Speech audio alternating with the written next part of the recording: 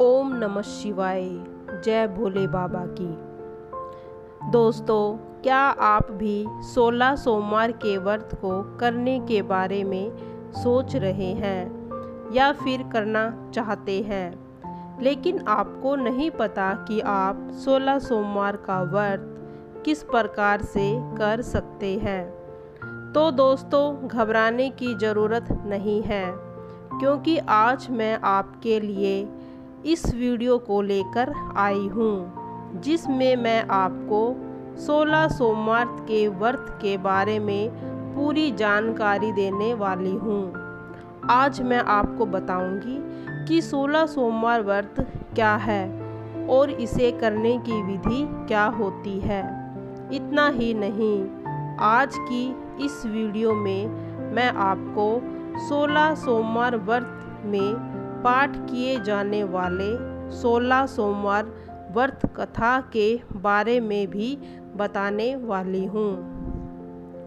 तो इसलिए आप इस वीडियो को पूरी देखें और आप भी आसानी से 16 सोमवार के व्रत को कर पाएंगे। तो चलिए आगे बढ़ते हैं और शुरू करते हैं आज के, और जानते हैं कि आखिरी 16 सोमवार कैसे करें। तो दोस्तों, जैसा कि इसके नाम से ही समझ आ रहा है, 16 सोमवार यानी कि इसमें आपको 16 सोमवार का व्रत करना होता है। अगर बात करें यह क्यों किया जाता है, तो मैं आपको बता दूं कि 16 सोमवार का दिन भगवान शिव को समर्पित होता है।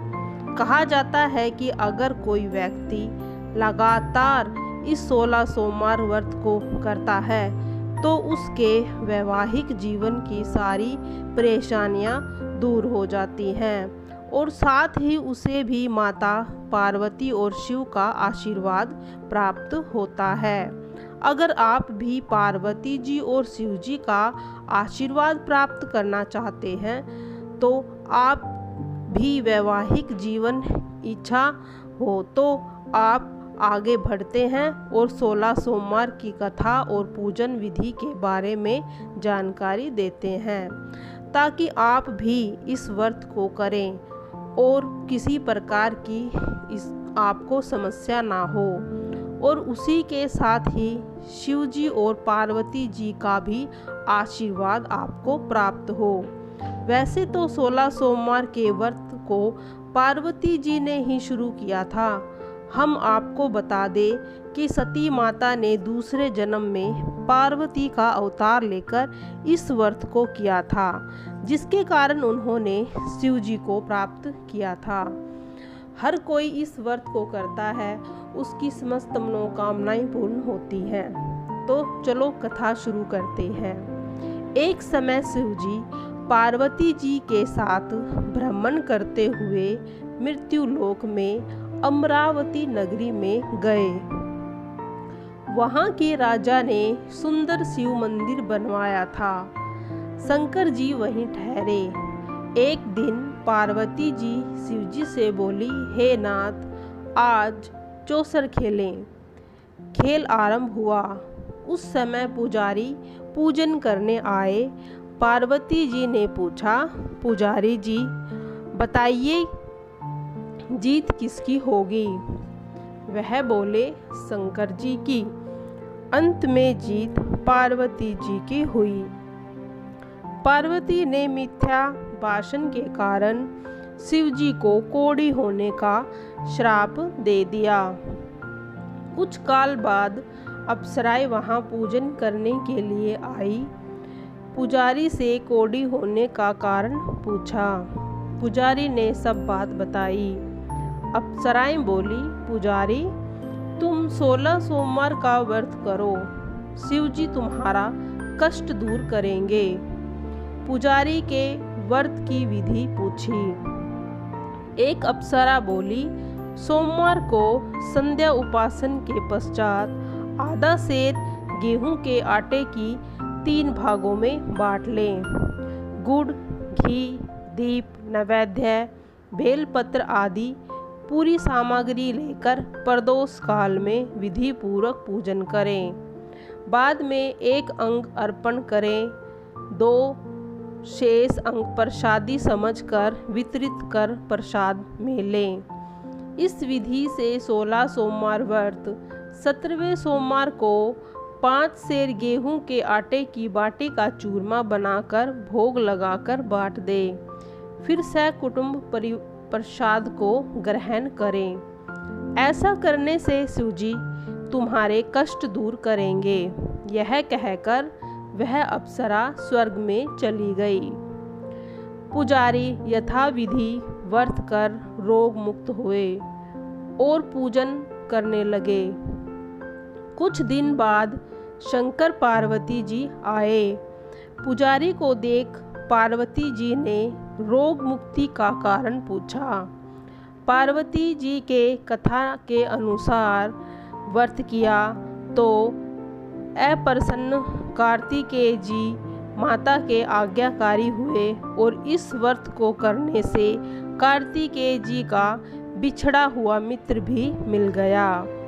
मित्र ने विवाह की इच्छा से व्रत को किया। फलतः वह विदेश गया। राजा की कन्या का स्वयंवर था। राजा ने प्रण लिया हुआ था कि जो हथिनी जिसके माला पहनाएगी उसी से अपनी पुत्री का विवाह कर दूंगा। यह ब्राह्मण भी स्वयंवर देखने की इच्छा से एक ओर जा बैठा। हथिनी ने माला इसी को पहनाई। धूमधाम से विवाह हो गया। सुंदर पत्नी पाकर वह सुख से रहने लगा। एक दिन राजकन्या ने पूछा, हे नाथ, आपने कौन सा पुण्य किया जिससे राजकुमारों को छोड़कर हथिनी ने आपका वरण किया? ब्राह्मण ने कहा, 16 सोमवार व्रत सविधि बताया। सुनकर राजा कन्या ने पुत्र की प्राप्ति के लिए इस व्रत को किया और स्वर्ग गुण संपन्न पुत्र को प्राप्त किया। बड़ा होने पर पुत्र ने इस व्रत को राजा कामना हेतु किया तो राजा के दूतों ने आकर उसी राजकुमारी के लिए वर लिया। आनंद पूर्वक विवाह हुआ। राजा को देवलोक होने पर उसे राजगद्दी मिली। फिर भी वह इसी व्रत को लगातार करता रहा।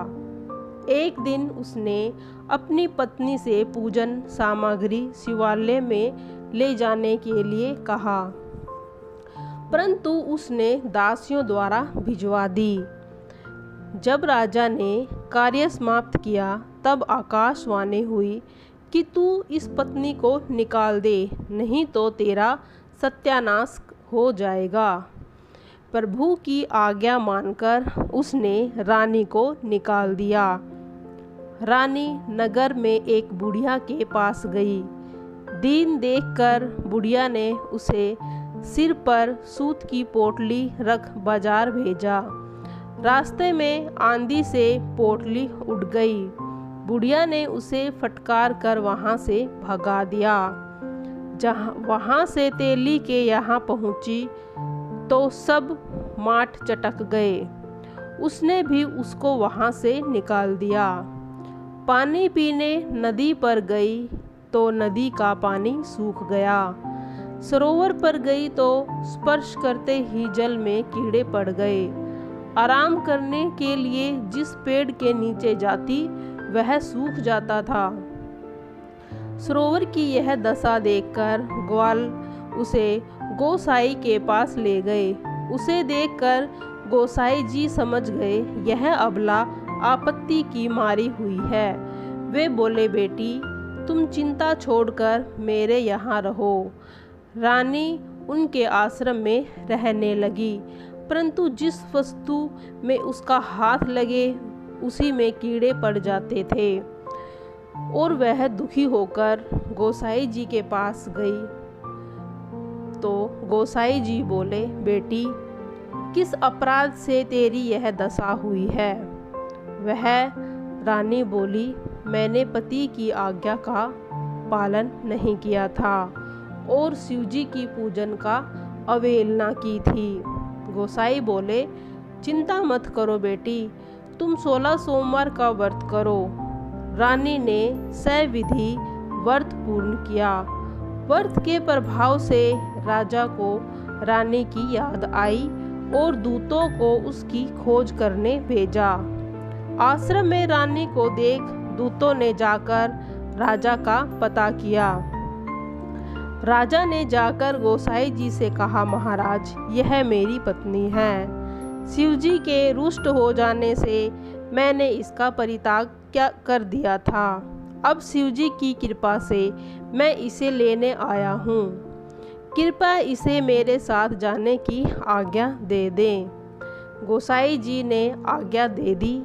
राजा रानी नगर में आए। नगर वासियों ने नगर सजाया, बाजा बजने लगा, मंगल उच्चारण होने लगा। शिवजी की कृपा से प्रतिवर्ष 16 सोमवार व्रत को कर राजा रानी आनंद से रहने लगे। अंत में शिवलोक को प्राप्त हुए।